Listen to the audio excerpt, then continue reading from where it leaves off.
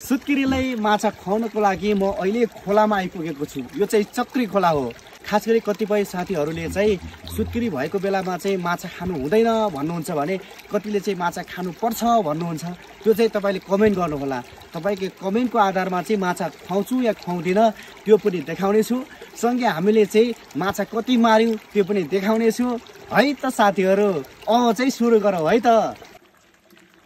हेर्नु माछा हिँडेको, हेर्नु माछा हिँडेको।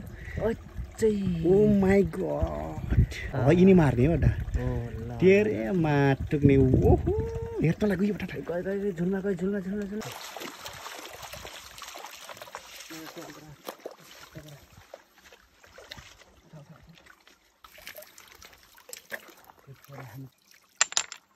छन् छन् छन् एउटा दुईटा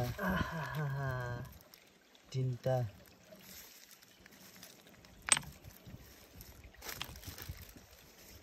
चारवटा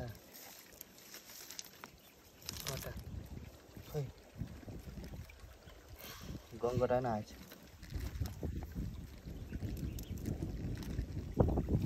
हिट्टिसक्यो, हिट्टी कान्छे उडान्छ कि कान्छे उल्टातिर कान्छे आउँछ। गटा हो क्या टुल्सक्यो होइन के गरेला हो यार। कतै गयो मेरो खुट्टा हाट्नु लागिदिन्छ क्या।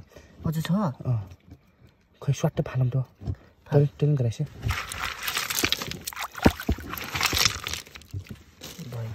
भएन अरे कहाँ जाएको यार। अहिलेसम्म हाम्रो कमाइ चाहिँ यति हो।